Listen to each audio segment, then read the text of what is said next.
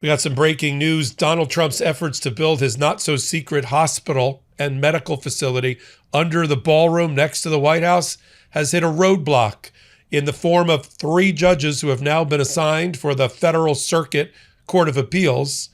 One is an Obama appointee, one is a Biden appointee, and one is a Trump appointee. Those are not good odds for Donald Trump to continue his efforts to try to block Judge Leon's order to stop the ballroom from being built because it is unconstitutional, because it does not have congressional approval.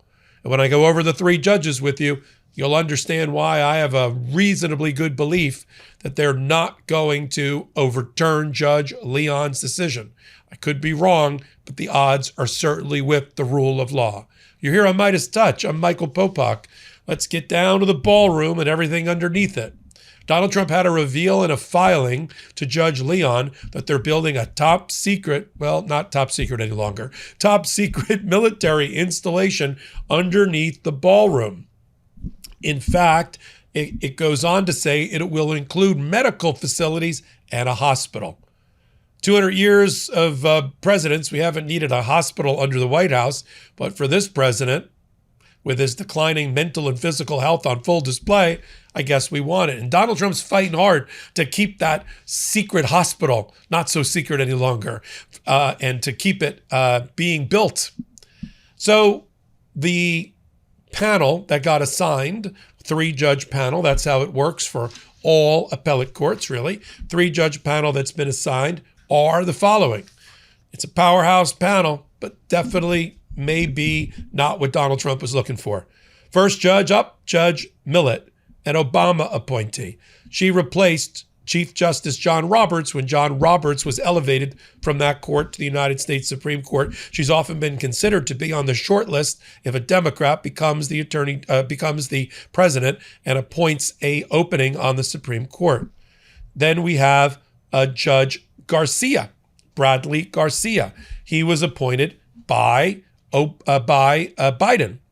Now, Garcia was an Elena Kagan clerk on the United States Supreme Court and has all the bona fides to do the right thing here related to the ballroom. The 3rd judge is a wild card. Well, not really a wild card. Naomi Rao. Naomi Rao is a clerk. She had clerked, for Judge Clarence Thomas, on the United States Supreme Court, and she was a law professor at the Antonin Scalia School of Law. She is hard right. She is MAGA. In fact, she's considered to be a front runner if Donald Trump ever gets a pick to replace Clarence Thomas or Alito. You could just see Clarence Thomas, knowing that his pick replacement would be Naomi Rao, who clerked for him, stepping aside as he's pushing 80 to let her take that spot. We saw a similar move with Kennedy when Kennedy stepped off the court. So keep an eye on Naomi Rao.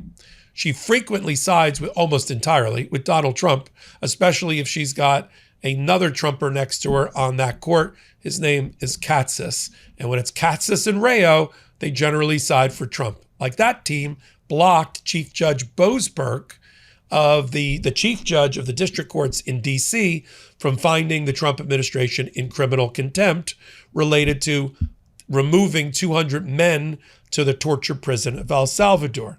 But Rao is outnumbered here, with Millet and Garcia in the lead. Now, they've asked for briefing about whether they, during the pendency of this appeal that could last a year, whether they will agree with Judge Leon and keep the vertical, the ballroom itself from being built while the below ground bunker can continue, or they're going to continue to, or they're going to block Judge Leon's block. It's like a double negative, block in the block, allowing the ballroom to be built.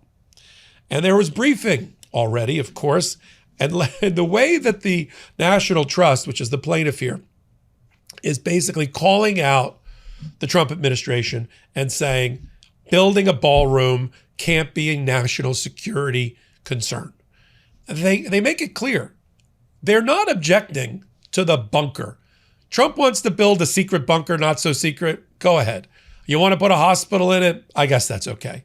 But don't build the ballroom and don't build anything down there that impacts the size and structure of the ballroom. See, Trump's now saying, well, we've already started. We knocked over the East Wing in the middle of the night. We made a giant hole. Well, we got to cover it with a 90,000 square foot ballroom, don't we? And the National Trust is saying, no, not without congressional approval. Now, Judge Leon already went through all of the laws, including the organic law that Trump was trying to rely on, and said, you can't knock over the East Wing and rebuild it as a ballroom with a giant bunker underneath it under your powers. That's a congressional power for approval. And Trump's response was, but we're doing it with private money. I mean, not entirely, but they're doing it with private money, and that doesn't matter. This is the oversight, the checks and balances that our Congress and our founding fathers wanted and framers wanted related to the White House. See, the Congress is the landlord. Congress owns the parks and federal land in Washington that the White House sits in, not the current occupant.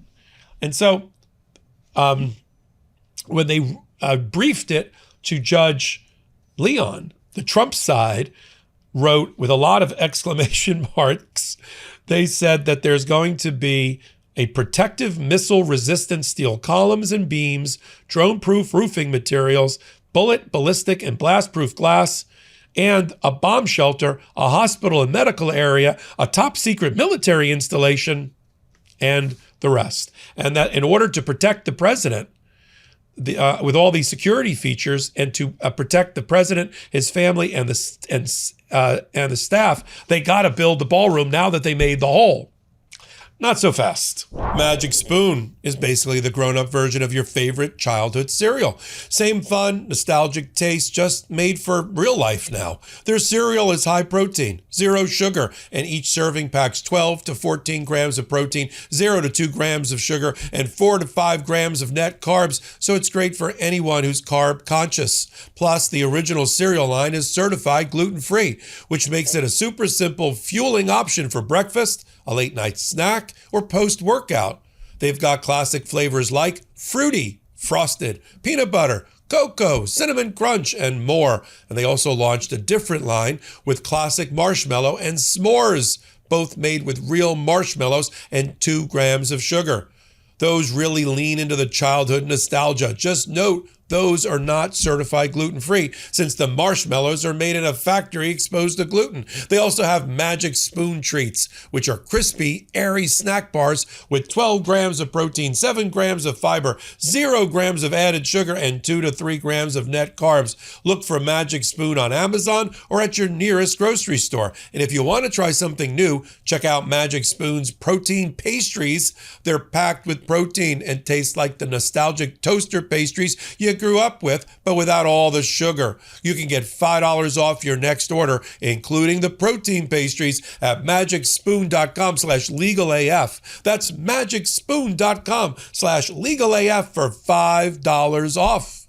The National Trust, in its brief that was filed yesterday to the appellate court, the judges Millet, Garcia, and Rayo, said the following. First, to make it clear, the district court's injunction does not prevent the defendants from working on the underground bunker their motion exhaustively describes. Indeed, the trust hasn't even objected to that. The court's injunction simply prevents defendants from constructing the ballroom without Congress's specific and expressed approval. And as is obvious, the absence of a massive ballroom on the White House grounds has not stopped this or any other president from residing at the White House or hosting events there. Yeah, I mean, in other words, they call out, there's a hole there now. There's no ballroom on top of it. Didn't stop Trump from hosting state dinners. Didn't stop Trump from hosting dignitaries or the prime minister or president of the Japan or the Ukrainian president. He's still, what is the hole after? Their argument on the Trump side is we got to hurry up and cover the hole with a giant ballroom. No, you don't. There's other ways to secure the hole, you know? In fact, when Donald Trump talks about it to the public, he brags about it being this big, beautiful, golden ballroom that all of his predecessors wanted. Right, like that kept George Washington and Thomas Jefferson up at night and James Madison, the lack of a ballroom. All the presidents ever wanted it. But in the middle of it, he then converted when he was on Air Force One and said, effectively, it's just a shed covering a bunker. Play the clip. We just got these in from the architects. A lot of people are talking about how beautiful the ballroom is. For 150 years, they've wanted to build a ballroom at the White House. Here's another view. This is coming from right opposite the Treasury building. Beautiful Capitol. Here's a view from on the south with the porch, which is a porch and it's also a fire stair basically leading down to the ground. Now the military is building a big complex under the ballroom, which has come out recently because of a stupid lawsuit that was filed. But the military is building a massive complex under the ballroom, and that's under construction, and we're doing very well. So we're ahead of schedule, that's part of it. And the ballroom essentially becomes a shed for what's being built under the military, including from drones and including from any other thing. But that may be true. But that doesn't mean you get to build the ballroom. You get to build the shed. The trust is already telling you, you want to build your hospital so you don't have to go to Walter Reed and everybody see that you can't walk or talk. That's up to you, I guess. Although I don't know how that's consistent with transparency about the commander-in-chief's health.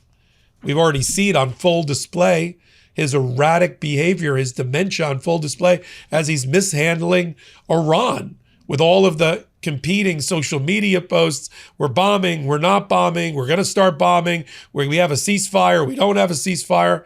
I mean, this is an hourly thing as the stock markets gyrate, right, and convulse along with our pocketbook. So that was their first argument. The second major point, which I thought was a good one, on page 12 of their filing, and we'll put this up on Legal AF Substack for you to read, is put simply, always good when you're on page 12 and you can put something simply, the lack of a massive ballroom on the White House grounds is not a national security emergency. Its absence has not prevented any past president from residing in the White House for 2 centuries.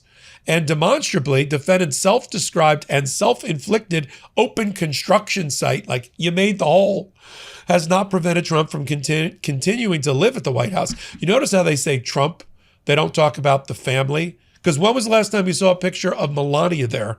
And when was the last time you saw a picture of Barron there? Has Barron or any of the kids been there at all? You know, they're so busy trying to make money and grift off the presidency. Have they even been at the White House? Maybe for that state dinner, but I'm not even sure. They continue. It's not prevented Trump from continuing to live at the White House since he demolished the East Wing, from hosting guests, press conferences, and foreign dignitaries, or from convening meetings of the cabinet. He's even holding cabinet meetings at the White House. How insecure could it possibly be? But I love the diss on Melania there. You know, not even recognizing that that he has a family that has to be worried about.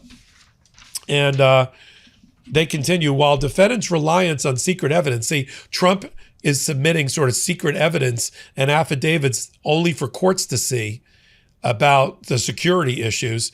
They continue, though, that they don't have to see it. Nothing in the motion on Trump's public statements suggests any emergency at all. In damage that temporary tents might cause the White House lawn and sprinkler system, or that some materials may have to be put in storage, is not the stuff of which crises are made. And then they continue on page 13. Indeed, it's difficult to believe that even defendants really think that the absence of a massive ballroom jeopardizes national security. Their own projects state the ballroom will not be completed for at least 2 more years. And the executive residence where the president actually lives is not a hardened national security facility either. And as recently as January, defendant's position was emphatic.